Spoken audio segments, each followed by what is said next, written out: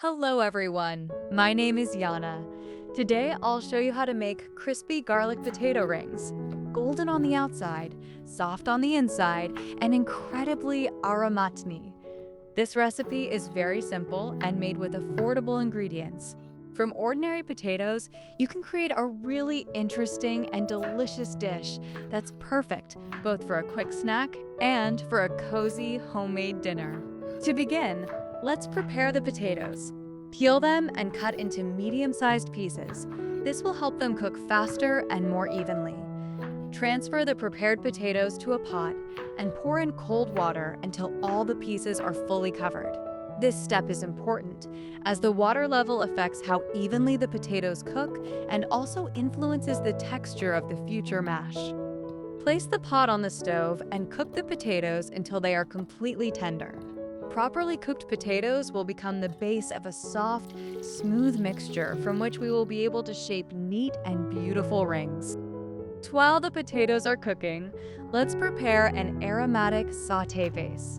Take one whole head of garlic and finely chop it with a knife. In this recipe, we are using an entire head of garlic.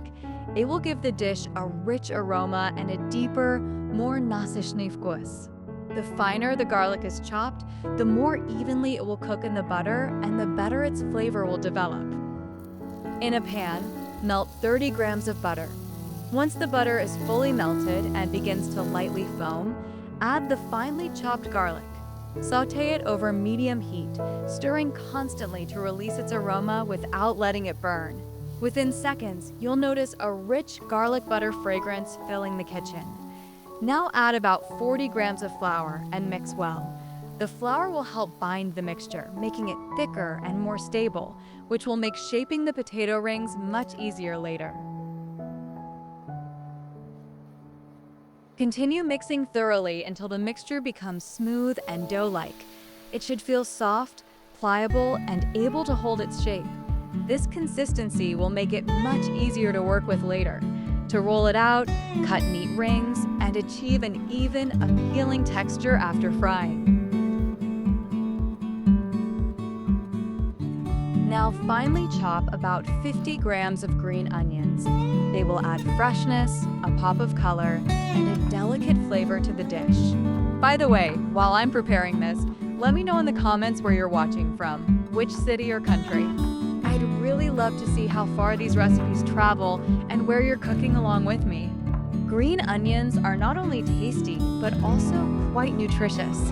They contain B vitamins, vitamin C, and natural antioxidants that help support the immune system and improve nutrient absorption. By the way, even a small amount can make the dish more aromatic and beautifully balanced. Meanwhile, add about 1 teaspoon of salt, black pepper to taste, and the chopped green onions to the freshly cooked hot potatoes.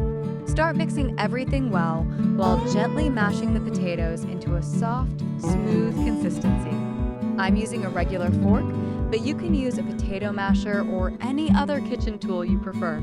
The goal is to achieve a tender, pliable texture without large lumps. Next, add our aromatic garlic sauté to the potato mixture. It instantly gives the dish a rich, buttery garlic flavor and a deeper taste. Then, sprinkle in 40 to 60 grams of starch and start mixing thoroughly. The mixture will gradually become thicker, more elastic, and take on a dough-like consistency. Make sure to knead it well until smooth. This will make it much easier to shape neat and even potato rings later.